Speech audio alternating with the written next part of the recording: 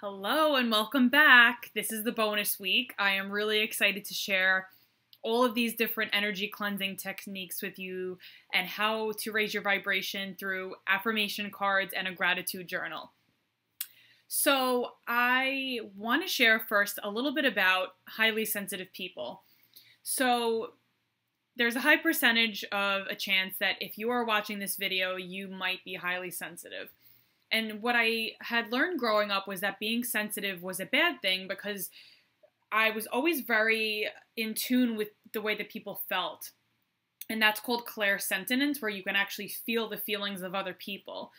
But what I came to find out as I got older was to really appreciate my sensitivity and to learn how to protect my energy so that I could still maintain my sensitivity, but also have strength to hold a space for other people who maybe had some emotions that were unpleasant or that they needed to release in order for me to be able to coach and to heal them. So highly sensitive people comprise about 15 to 20% of the population. And many of us that are highly sensitive tend to absorb the energies, positive and negative, of those around us. And I'm sure that you can relate to this. Maybe you've walked into a room where there was just a fight and you feel that tension. You tend to absorb that energy and it actually sticks on us. We don't realize it because it's something that we can't see, but your aura or your energy field, the etheric body it's called, is about 4 feet in front of our body. And in order to really protect our energy, there are several different cleansing techniques and shielding techniques that we can do. So I'm super excited to share with you because I wish that I had this, back when I was younger, because I was, again, always ridiculed for being too sensitive and never knowing why. And it's really a gift because you can empathize with other people and you can almost have this telepathy with people to understand their needs, understand where they're coming from, and to really feel them and see them from where they are, take a walk in their shoes. But we always want to make sure we're protecting our own energy in the meantime. And so the first thing I want to introduce you to is sage. So sage you can buy either online or from a health food store. And what it is it helps to dispel and dissipate all negative energy from a room. So say there was a fight in a room or, an argument or a lot of negative energy, or maybe you just see clients all the time in your office space or in your room, in your work environment. So it is good to always smudge the room. And the way that you do this, I'll show you, is you get a flame and you're going to be burning this, just holding it. I have a candle here. So you're just literally holding it by the flame and it's going to be smoky. That's a good thing. And what you're going to do is literally have it smoke like this and go all around the perimeter of the room. You can even smudge yourself, smudge the energy around. And what this does, again, is it clears away all of the energy that may be unpleasant, but may be negative, and will help to clear the space. So this is the first technique, is to buy sage. And you can even do it once a day just to kind of clear the energy for the day. You can either do it in the beginning of the day or at night. I prefer at night because a lot might have been going on throughout the day. So that's the first technique, is to use sage, now that all the smoke is here. So the second way that you can cleanse your energy is to take a bath at night. So water as well as salt, so Epsom salt is a great one to use, are great energetic detoxifiers. So even if you're taking a shower, washing your hands, this is great for cleansing your energy. If you want to take a bath, that's even better because you literally get exposure for your whole body to really discharge this energy, and it washes it all away. So you can use essential oils in the bath. You can definitely use Epsom salt, and the ratio that you're going to be using is 10 drops of essential oils, whether it's lavender, peace and calming, stress away, whatever it is that you feel you need for that day. You're going to be using 10 drops into the bath and either a cup or half a cup of Epsom salt. And you're going to soak in that bath for at least 10 minutes. So this is going to help you really cleanse your whole energetic body of the day. And you can buy all of these different, the essential oils. I sell Young Living essential oils because they are the highest therapeutic grade. A lot of the other oil companies do not have the most pure ingredient in the essential oil, so that's why I really prefer Young Living. Another quick thing that I didn't put in this document but I would love to share with you is it's called dry bathing, and I learned this in Reiki practice, where if you are doing a healing on someone, or if you're around a lot of energy or maybe a client, you don't want to leave the session with having that energy with you from the client. Although you do want to help them, you don't want to take that home with you. So what you're going to do is go along the meridian points and literally bathe and wipe off and then you're going to go across your chest as well. So you're cleansing all the energy along the meridian points. So that's a quick tip to do after you have a session or you see someone, maybe your therapist. This is always a great technique. Okay, the other thing that I love to use, speaking of essential oils, it's called White Angelica, and this is a spiritual oil. What it does is it helps to balance and protect your aura, that etheric body I was talking about before. You can use it a couple different ways. You can either apply a couple drops to your left palm and inhale it, put it on your shoulders to allow the shield of the White Angelica to take over your aura. You can apply it to the soles of your feet. You can diffuse it in your office, especially, again, if you see patients, clients, or you work in a harsh environment. I literally use essential oils every day, whether it's joy oil, which helps to open up the heart chakra and to heal the heart, especially if a person's suffering from grief or depression. I use White Angelica whenever I am either doing a healing session for someone or I am doing a group exercise. I use peace and calming to go to sleep at night. I mean, essential oils are the #1 way to raise your vibration, so I highly recommend, if you haven't tried them out yet, please do try them. The next technique is to tune into how your body feels.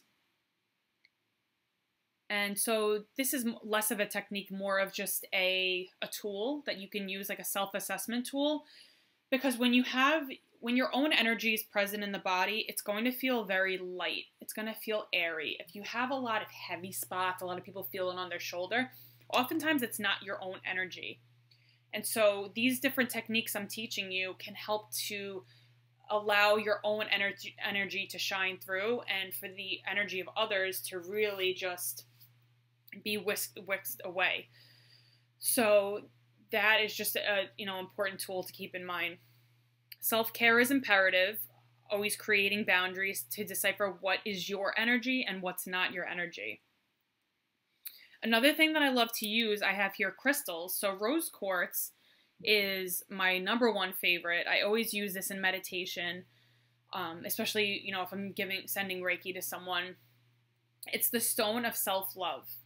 So see, it has a nice, beautiful hue of pink, and it represents the heart chakra. So self-love, self-acceptance, healing the relationship with yourself as well as with other people. If you want to really meditate with a rose quartz and have an intention, whatever your intention is, whether it's to heal a relationship, to let go of the past, whatever that is, it's a really great stone for healing in general.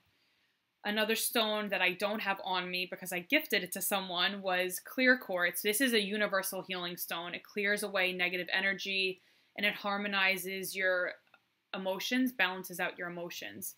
Along with that is amethyst. Amethyst is also a huge healer stone.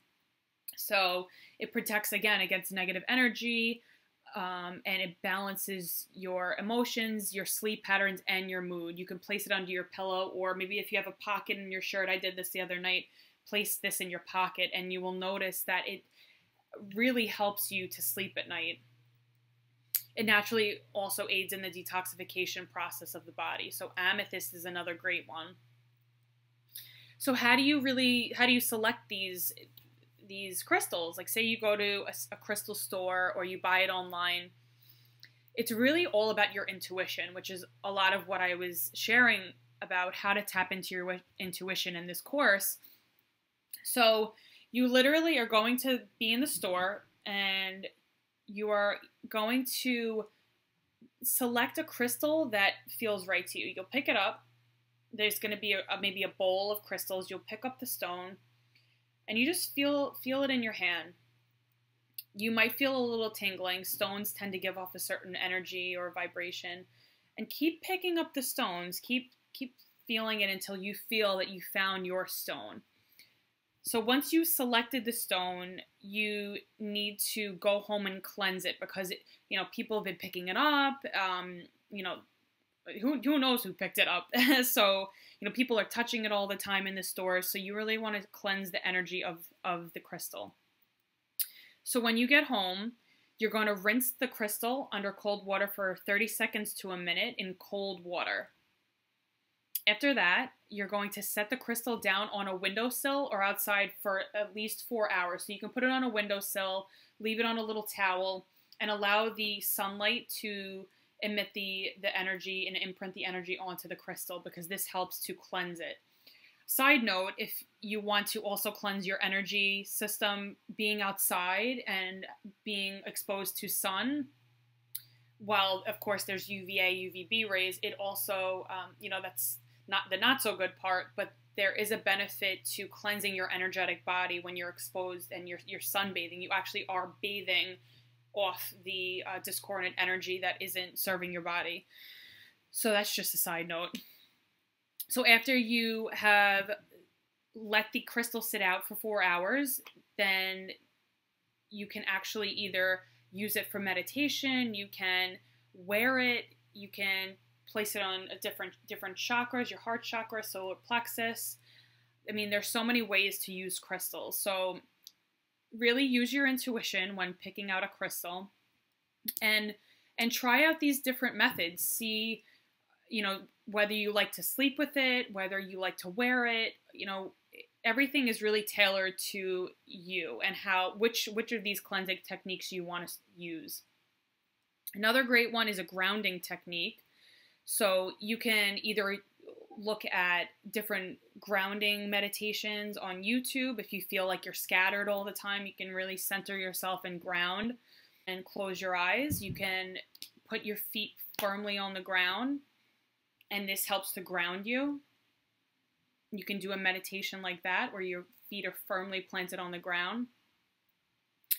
And I mentioned before about the releasing the pain. This also helps to ground you into your body is through releasing any type of pain that you've had, any soreness, muscle soreness. I talked about that in the last video. You can even say something like, I release the pain that is mine and not mine, because again, sensitive people do carry the weight of other people. So it's important to constantly cleanse and to ground yourself so that you are not too much up in the spiritual realm. You are firmly grounded on this earth because we are human beings as well as spiritual beings. And again, cleansing your energy body. Other things that can ground you, eating grounding foods. So things like beets, potatoes, carrots, parsnips, anything that grows in the ground can be grounding for you. I mentioned washing your hands and doing the grounding meditation. So you really go through this and pick out the techniques that resonate with you and maybe the ones that, you want to try first. You can try all of them. See which ones make your body feel light. That's what we want. We want lightness. We want vitality, energy. We don't want to be exposing ourselves to energy vampires. And these are people who constantly drain your energy. Think of the person that you spend the time, maybe an hour on the phone with, and they're just complaining and complaining. You want to try to minimize that because, again, it's all about self-care. So keep your energy body and your aura strong through these different energy cleansing techniques, and also minimize time with toxic people as much as possible. Hope you enjoyed this, and I'll see you on the next video.